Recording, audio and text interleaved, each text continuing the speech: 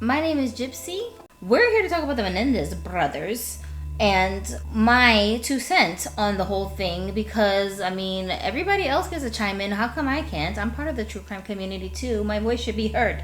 I don't even know where to start. I'm not about to go into the whole story. If you clicked on this video, then you're familiar with the Menendez brothers in that case and the ins and the outs of it. I do want to talk about this pending possibility that the brothers might be released from prison after having spent damn near, I don't know how long have they been in there, 30 years or something? A while, okay? Of course, mixed reactions on both ends. I feel like the consensus right now is that if, in fact, what they were claiming was their reason for why they offed their parents is true, then we should show them some leeway because we have more information now about how these things affect people. Just the heinousness of what their parents allegedly did to them is in itself a horrible crime. So in a way, I guess you could say that it was kind of like battered wives syndrome, or like a type of self-defense that prompted them to do what they did, and that they've served their time, they've done enough, they're not going to be a hindrance to society, let them go, right? But then there's that other faction that's like, I don't believe it. What you mean? That did not happen. No way. There's no way. Solely based on the fact that they don't believe the brothers are telling the truth about their motives and that their parents were abusing them, people are saying that they should stay in jail longer. That's what we're basing that on. Then I guess the question really boils down to, do you believe them or not? Now, mind you, it's 2024 at the time that I'm recording this. Things have changed tremendously when it comes to how society here in America views certain types of abuse done against children, for one, and against males for the second part of that.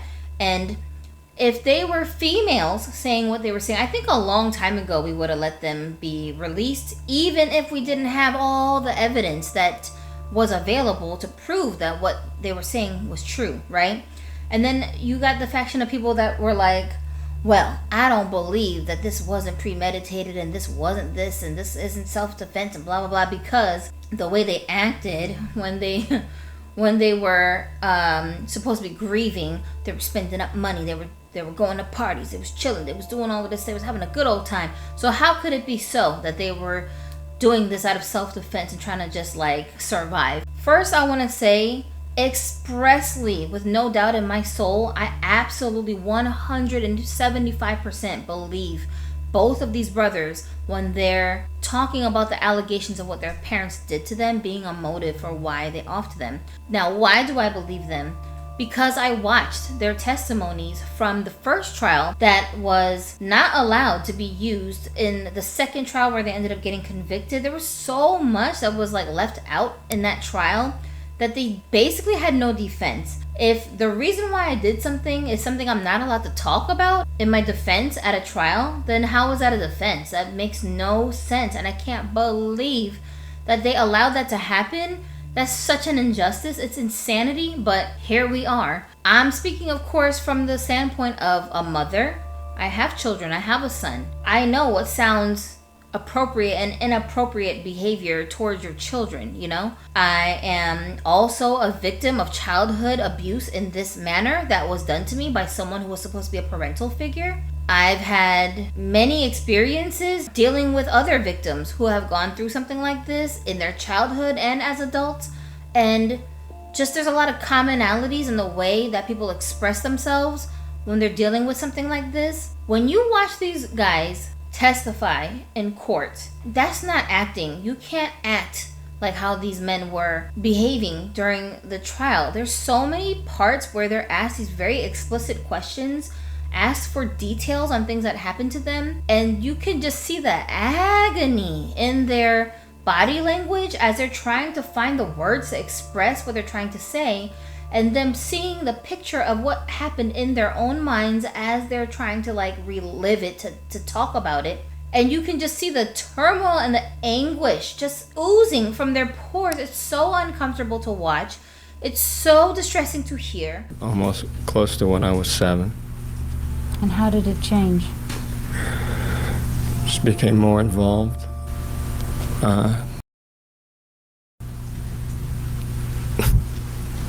Did you want to do this?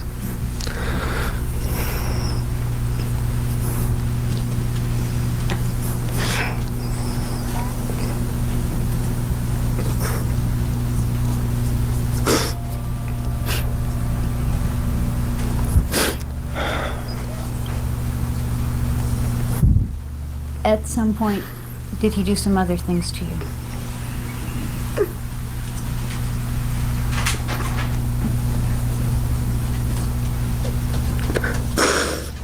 Yes. If you were a very trained actor, I mean, you would deserve an award for being able to talk about this with such genuine conviction on camera after many months of memorizing a script, blocking it out, having tons of rehearsals to tell the story. These men were kids, essentially, at the time when this happened. They were not experienced actors. Nobody wrote them a script. They're just telling you what happened to them for real. At the time, I think they had a hung jury because most of the females, the women on the jury, could understand where these guys were coming from. As a woman, like, you understand as a woman, just the violation of the thought of somebody violating your body like that. And then on top of it being your parents, your father, just the disgust and the humiliation and the violation that you feel as a woman.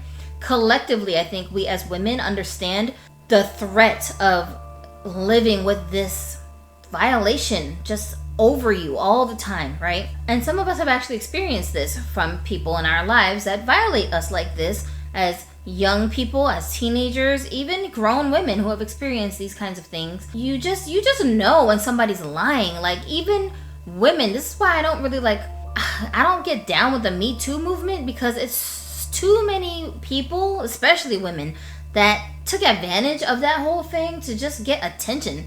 You can tell when somebody's lying.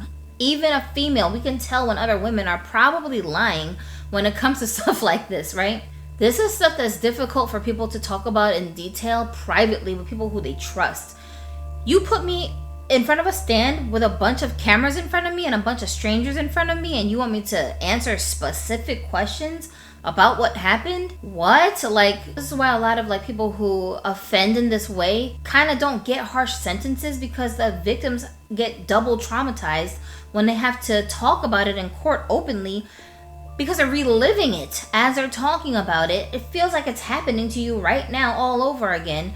The audacity of this person to violate me like this. Like, there's just so many emotions that come over you as you're thinking about it, trying to find the words to express it, just so that this person will be put away. And then even as you're talking, you're like, but how do I even prove this? How are you gonna just believe me unless there's some type of physical evidence to show that this has been going on?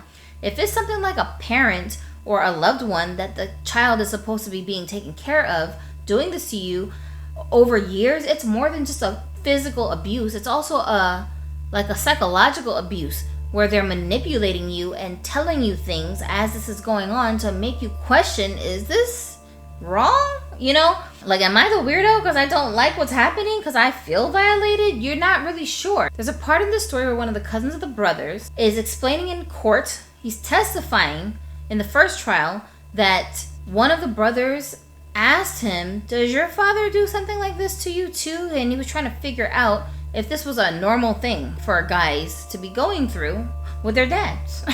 And the fact that this person exists that can tell you that this happened, and the reason why he didn't really do anything to help him was because I don't even know. He said, I don't have a dad, so I don't really know how to answer the question. I don't know what's normal for you to be.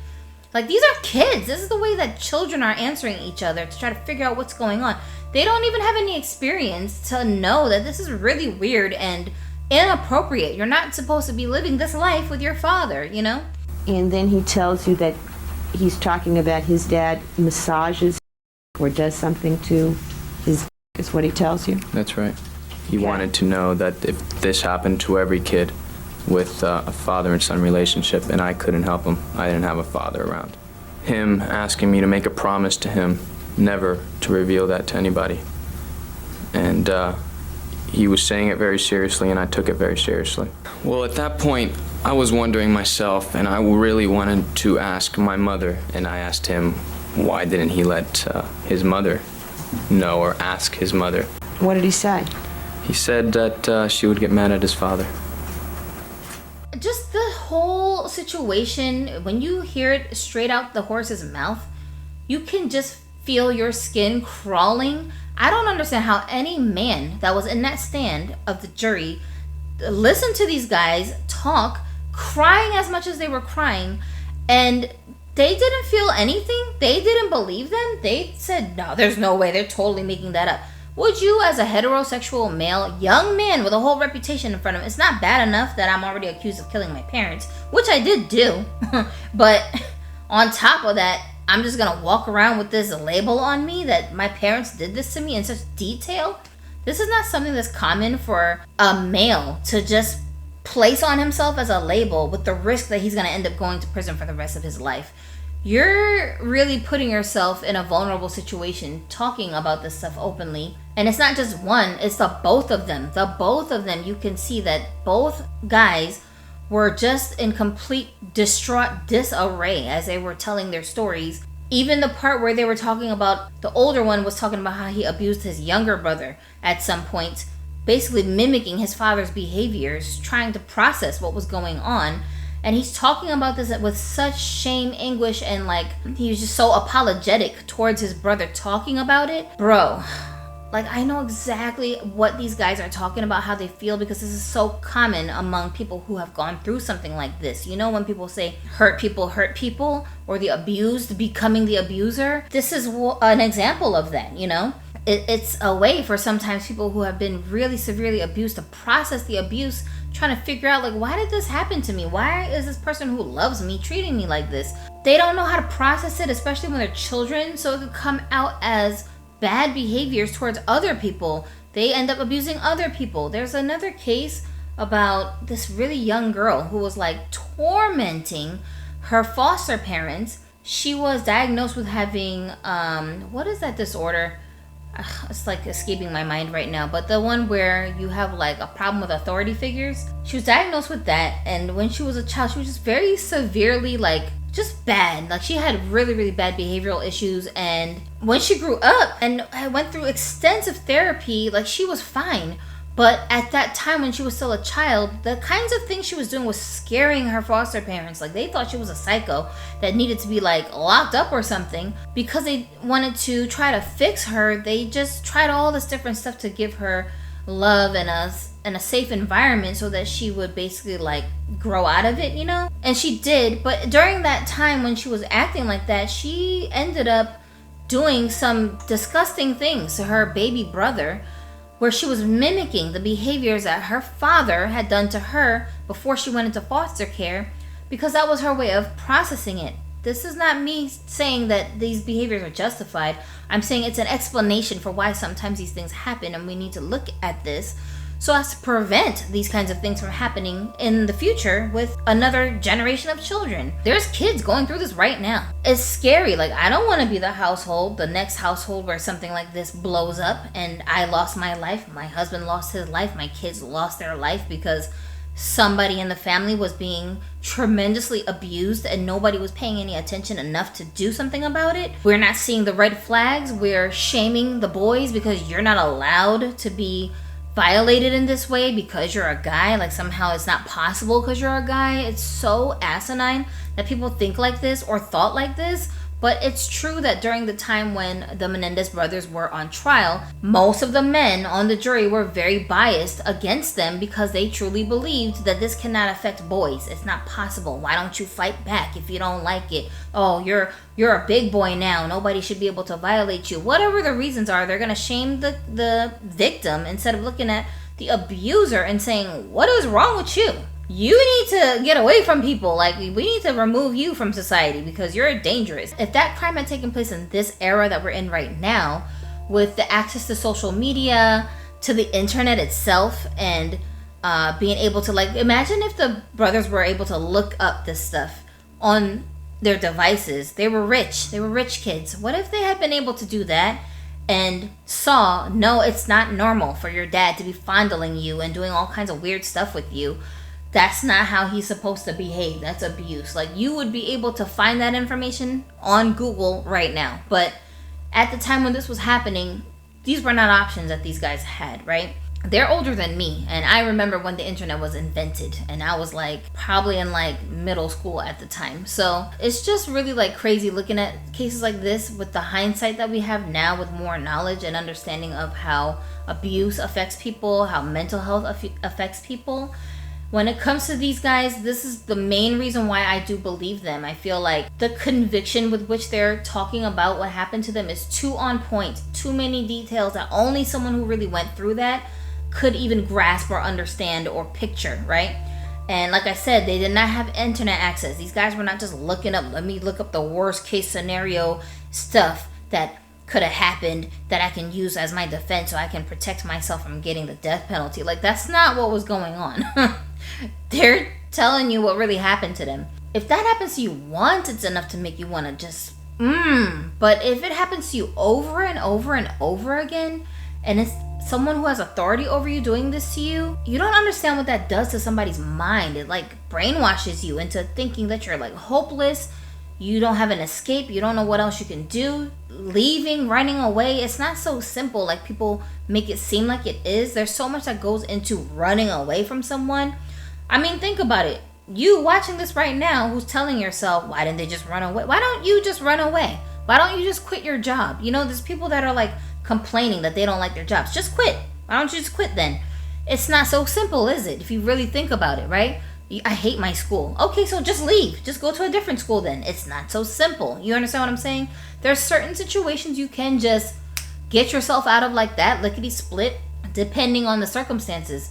But there are certain other situations where you just don't know how. You don't know how to unstick yourself from that situation. You don't know who to go to for help. You don't know what kind of help is available. It's all just so confusing, and then your emotions kick in, and that blinds your judgment sometimes. You don't know who you can trust. And I feel like in this case with these guys, they did in their own way try to seek some help. Like, for example, their mother knew what was going on. Why she didn't do nothing? Why she didn't stop him? Why she didn't whatever, fill in the blank. She herself in her own way, I feel like, was also being abused. So this raises another question, because people will be like, okay, I could see maybe them trying to get back at their dad. But then what does mom have to do with it? Why did they get rid of her too? They could have let her live. I have my own personal theory for why this happened, in my opinion, only based on my own experience being in a situation like this. My mom's boyfriend at the time, when I was about maybe between like 12 and 13, 11 to 13 maybe, I don't know, somewhere around there. I was in middle school at the time. So it was myself and my sister, who was like a year and a half younger than me. This man was molesting me and my sister, and just based on conversations I've had with my sister and things she doesn't say, because it's very difficult to talk about these things even with people you trust, I believe that this person did a lot worse to my sister than what he did to me, because I was very resistant and very combative and stubborn. So even though he would try to do certain things with me, he couldn't get away with it with me. The way he dealt with that was to retaliate against me by sabotaging every single thing I was doing to try to get me in trouble with my mom, so that I was like in a constant state of being grounded, if you get what I'm trying to say. He was just trying to make my life absolutely miserable because I wouldn't just let him do whatever he felt like doing to me. Whereas my sister would watch me getting in trouble all the time, and that would scare her, because behind the scenes he was saying a bunch of stuff to my sister to make her think that she was more powerless than she actually was. And again, we're children with no experience in this type of situation. I talk about this stuff openly because I'm not the person that should be shamed. You are the person who's abusing these children. What's wrong with you? Something is wrong with you. Get away from them. You need to be shamed, not me. So that's why I talk about this stuff. I can understand that from my sister's point of view, because she was younger and she didn't really have this like fearlessness that I had. He was able to trick her into going along with a lot of the weird, nasty, disgusting things that he was trying to do to her, without her resisting as much as I was. You see what I'm trying to say? It's like this stuff affects people very differently. He was trying to do the same thing to me that he was doing to my sister, but it affected us in different ways. And now, all these years later, I can openly talk about this stuff because I hold no blame on myself for what happened, even though it pisses me off that I had to go through that. My sister, on the other hand, she still can't talk about a lot of this stuff, and I don't pry her to talk about it, even though I think talking about it will make her feel better. But it's hard to talk about this kind of stuff without just feeling miserable, right? When it comes to the brothers, I feel like the part where I relate is there was a point in my life, I talked about this in a previous video here. I was so fed up. We were so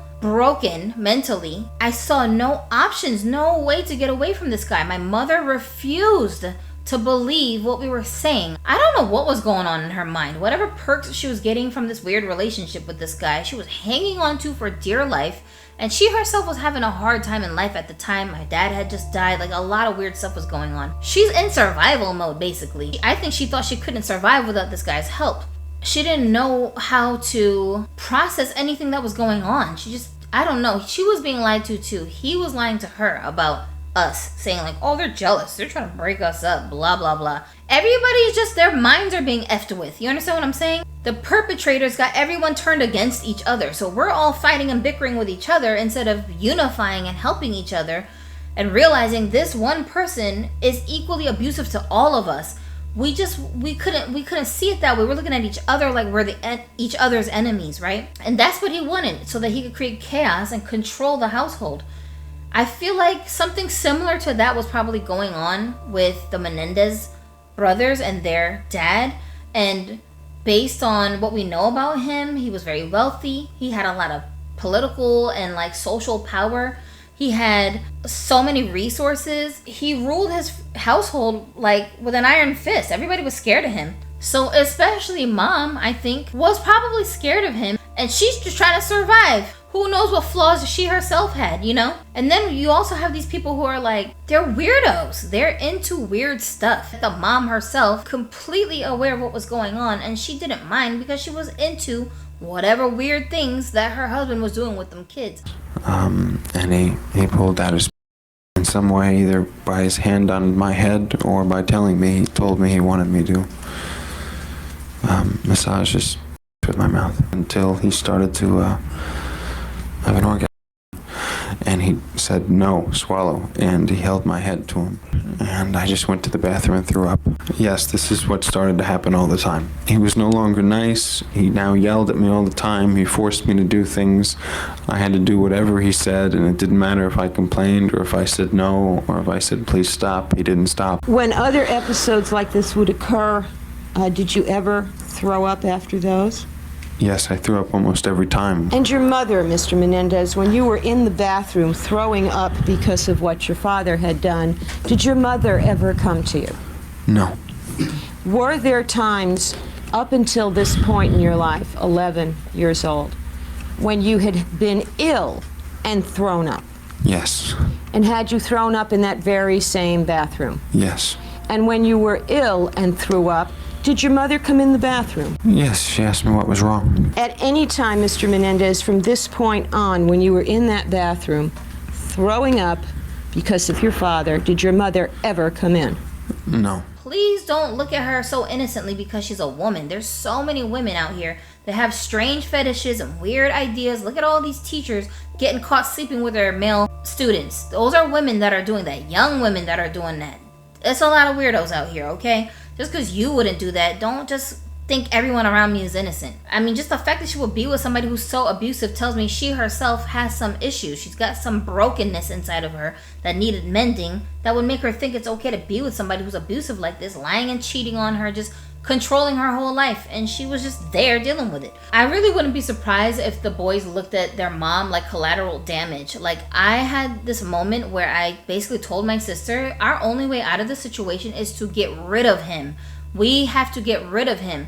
This is me at 13 years old saying this to my sister, trying to plan in my brain, how can we get rid of him and then not end up going to jail forever? Like, what else can we do?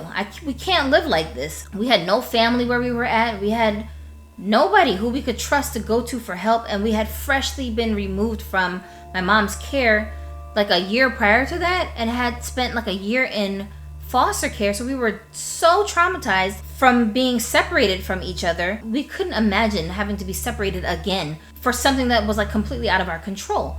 So in my mind, well, the easiest solution is get rid of this guy. We got to get rid of him because no one's coming to save us. No one's coming to help us. Even when we call the police are looking at us and saying, oh, you little hussies are lying. What in the hell? Guys, this is a true story. This dude would say whatever he needed to say to the police to charm them into looking at us like we were crazy. And they were threatening us and saying that they were gonna take legal action against us if we kept calling them on some BS. Don't even get me started, okay? This is a real true story that happened in the United States of America in New York City. It's insane out here. So I'm not surprised really that these men on the jury were listening to these guys talking and saying, they're probably lying. What? It's so ridiculous. Anyway, when me and my sister were talking about this, I said to her, listen, we love our mother, but in all honesty, if he goes missing or something happens to him, the number one suspect is going to be me and you, because we're the only people that have a motive against him, and our mom is going to tattletale on us because she loves her boyfriend so much that she's going to basically give it away to the cops that we did it. So we're going to have to get rid of her too. Unfortunately, we love her, but she's already not protecting us. We're basically going to be on our own again when he's gone because she can't really function on her own. My mom has a lot of issues, a lot of mental health problems.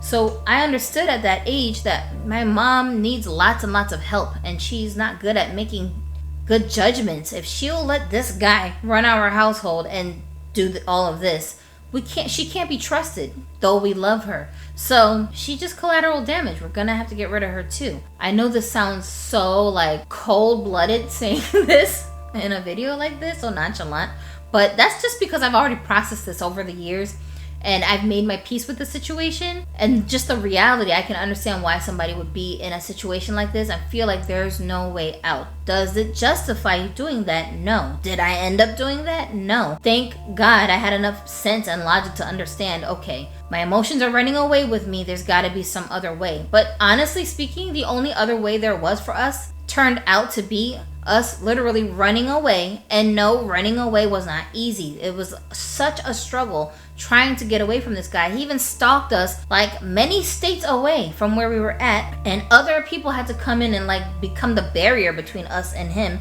to truly get rid of him. And then some years later, I think he actually stalked us to a whole nother place where my sister and I saw him on the street somewhere and we like ran because we were like, oh my gosh, did this guy find us? To this day, I'm still nerve-wracked sometimes that I think he's gonna find me. And that's part of my like paranoia about being online, because I know everybody has access to you online. You know what I'm saying? I'm married now, I have children. I really don't have any reason to be fearful of this person, and I'm not a child, but still, the fact that this person is so predatory and the weird things that he used to do to try to like gain leverage in our lives scares me to this day into thinking, well, what if he does run into me somewhere? What would he try to do? And at this point, he'd probably be like in his like 60s or 70s. But you know, these thoughts still kind of control you years after the abuse is over. Being in the thick of it in the moment, I totally can understand why the brothers felt like we gotta get rid of mom too. Maybe they just looked at her like she's an accomplice. She's allowing him to do this to us. The person I'm talking about that did this to me, he's not biologically related to me at all. Imagine this being your own flesh and blood parent. Bro, how do you process that? You know, it's totally insane. So in my opinion, I do believe that these men went through what they went through. We already know from all of the reports that have been available to us over the years that these guys are not a danger to society. They've been model prisoners. They've both been doing all kinds of work to keep themselves mentally active. They didn't fall into the prison culture that is so easy to fall into, and probably nobody would blame them if they did. In fact, probably a lot of people would expect them to. In the situation that they're in, they were sentenced to life in prison with no parole. So basically your life is over. I mean, who's really gonna say anything if you decide to join a gang or do something crazy in there or get into a bunch of fights or just act a fool, you know? But still, they didn't do that. They ended up finding religion and trying to better themselves and learn from the mistakes they made. They clearly expressed remorse. Even against their father, even though their father totally, completely violated them, they still expressed remorse for handling the situation the way that they did. They were just overwhelmed and made a horrible, bad choice that affected the rest of their lives. In this situation, I do think that it's society's duty and responsibility to make sure that justice is not only done for the parents that ended up this way, because of their own horrible behaviors, and also have justice for the other victims too. The children were victims, regardless of how you want to look at it. They were absolutely victims, and society totally turned their backs on them. They should have been either rehabilitated in like mental health facilities of some kind. I feel like they should have been given extensive therapies and counseling sessions, and I think that the prison sentences would have been understandable if they were a lot less in length. You know, life without parole, that's a bit much. That's too much. And I feel like they've already paid their dues. Like, they've literally spent their whole lives in prison. They were in prison with their father, and then they were in prison right after. And they're still in prison now. It kind of irks me that they have this case coming up in later in December where they're supposed to be discussing whether or not these guys should be let free. The people who are running things in their state, they seem like they're being kind of reluctant about it, which I really don't understand. Y'all, we know case after case after case we have seen in this community where people who have done disgusting, horrible things to literal random strangers have been sent to jail, and then for whatever dopey reason, they're let out early over and over again until that person goes on to do something so like irreversible, and everybody's like, okay, but we saw that coming, why don't we do anything about it? Unapologetic the justice system is about letting these people go over and over again. Don't get me started naming people.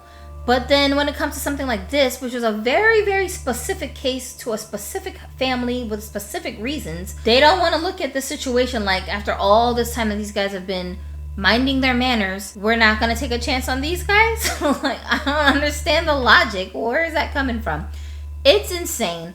I think the justice system doesn't want to admit the horrible wrongs and how they handled this case, because obviously the first trial was a good trial and it had the impact it was supposed to have, where the jury ended up being hung, and only because the women could see how this happened the way that it happened, where the men were just being biased and were like, there's no way, I don't believe it, and just BS, you feel me?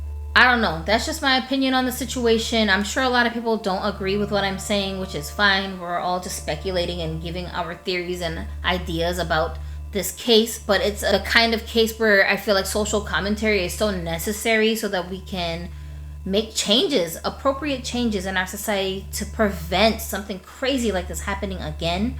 And when we see the warning signs in our children and our young people and our youth going through something like this, I would hope that a case like this would be a good case study to prevent this from happening. I would hope that people would notice, this doesn't look right, this doesn't sound right, when they're seeing these interactions going on between the children and their parents or whatever caregivers they're exposed to. Sometimes it's not the parents, you know, it could be an uncle and aunt, a teacher. These are things that we need to be aware of in society and like educating ourselves on, so that our kids are protected and these kids don't then grow up to become criminals and psychos and weirdos who are out here hurting other people because they're so traumatized by the things that happened to them when they were in the care of adults who were supposed to be protecting them. It's all of our responsibility, I feel like. So I think we should take our biases away and just look at this situation with clear glasses on, like with new information that is available to us now, understanding that these kinds of things can happen to males. They should not be shamed and made fun of. You know what I saw that I was so annoyed by? I didn't even realize this. I didn't know there was a skit on, I think it was SNL, where they were like cracking on the brothers during the time when this trial was going on and like making fun of them and mocking them for crying so much. Of course you're crying. Like, what? Anybody hearing what they're talking about should be crying. How are you not crying? It's disgusting what these guys had to go through. Their dad was so evil. Like, how do you treat your children like this? You're not gonna cry? Of course you're gonna cry, you know? Of course you're gonna cry if you were the victim of this freaking monster. The fact that the show depicted them like this, I feel like, what? That's so disgusting. I think those actors should apologize publicly that they portrayed them like that, because if I know anything about SNL, shows like that, the people who are doing the skits actually write the skits themselves. So it's not like a producer gave them the script and said, go do this. They just wanted to do that. They thought it was funny.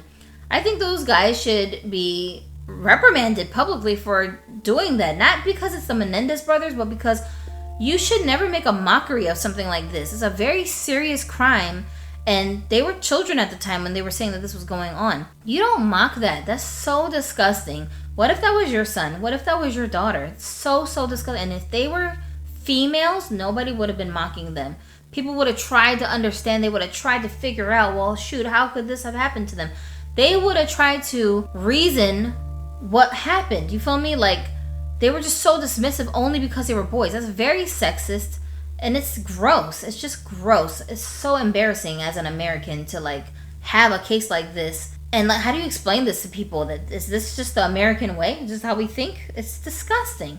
There's no joking about something like that. It's not funny. It's just disgusting. Shame on them. Those actors should be ashamed. I hope if they didn't already, because I don't know if they ever did. As a human, morally speaking, you should apologize not only to those brothers, but also to all victims of this kind of abuse that you totally made a mockery of. What kind of message does that send to young men who are dealing with something like this? I mean, look at the whole P. Diddy nonsense. And they feel like I can't come out and say anything because they're going to laugh at me and they're not going to believe me and nothing's going to happen. This person is just going to get away with it. That makes me so irate thinking about. Like, I totally know what that's like because that's the same issue that I have to deal with every single day. This person who did this to me and my sister, they never got any punishment for it. No consequence. We just ended up having to run away, uproot our entire lives, and live in hiding, basically, so that we could be safe while this person is just free to go do this to the next set of kids that he comes across. So disgusting and scary. And meanwhile, all those years later, I'm still affected. My sister is still affected by the abuse that we had to go through. Our families are affected, and they don't even know this person. They didn't even know us when this was going on. My husband is affected. My children are affected. Everybody around me is affected by how this abuse turned me into who I am later in life. It's just insane, you guys. That's all I wanted to say about this case. I just wanted to throw my 2 cents into the whirlpool of opinions about what's going on. I pray for ease for these brothers. I know they're probably going through so much anxiety and sadness, having their hopes up, thinking that somebody was going to review their case and possibly they would be eligible for parole immediately. But then all this change of authority happened, and at the last minute, and now the new guy is like, oh, I don't know, I gotta figure it out. It's just, oh my gosh, it's so frustrating. This didn't happen to me, and I'm frustrated hearing about it. So I can imagine the level of frustration that must be going on and despair that must be going on. Just the injustice of feeling like, God, our whole lives just wasted. Oh my gosh, because of this disgusting behavior of my parents, and look at how it's affected us for the rest of our lives. Granted, of course, it is their fault that they killed their parents.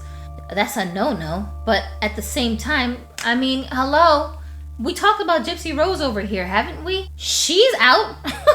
She only spent 10 years in there. Y'all, come on. It's ridiculous. I feel the same way about Nick Godejohn. Let that boy go home. Like, certain people, we don't need to be wasting taxpayer money holding them hostage in the prisons. How was this news today met by the brothers? You know, they're hesitant to hope.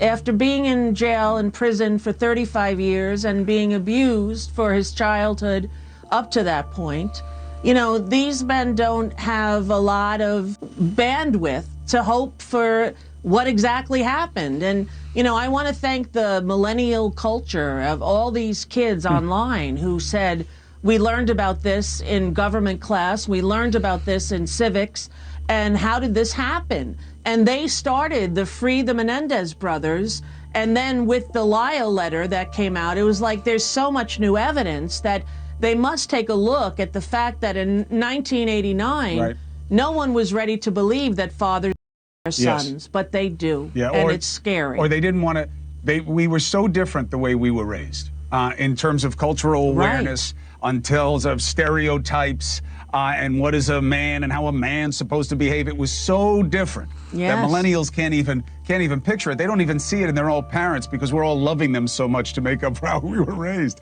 But Rosie, if the Menendez brothers were the Menendez sisters, do you think this would have come out Yes. differently even back then?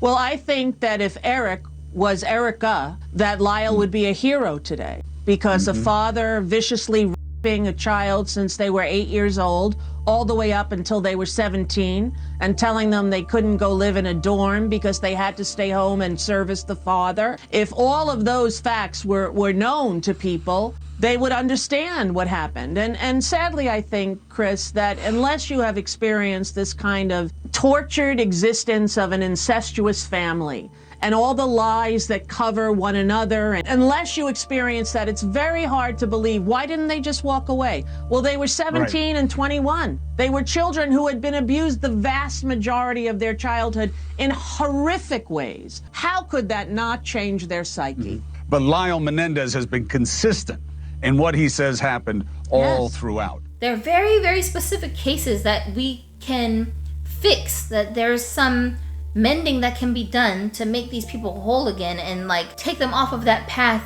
of fear-based decision making. They can be helped. We can't believe that everybody can't be helped and then call our justice system just or correctional. What are you correcting if you feel like nobody can be corrected, nobody can be trusted, nobody can? It's ridiculous. You know what I'm saying? I'm telling you, there's so many people that have done just disgusting, weird things that keep, like, for example, like this father, the Menendez dad, right? I heard stories about actual, like, celebrities and other people outside of his children that had been molested by him that were talking about their experience with him too. And I'm like, huh? Why is he allowed around all of these people? And it got people interested in the documentary about Roy Rosello, the Menudo member, and how he was savagely by Jose and was bleeding. And it was a very horrifying depiction of what happened to him and what happened to him ever since. Had he actually had to get locked up for any of the stuff that he did, how much you want to bet he would have been back out running around on the streets again and nobody would have thought anything of it? So those guys can be rehabbed, even though we know people who have those kinds of tendencies, they can't be cured. It's just a lifelong thing that these people are suffering from that cause other people, especially children, to come into harm's way. We know this. But we still let them run around on the streets, be out on probation.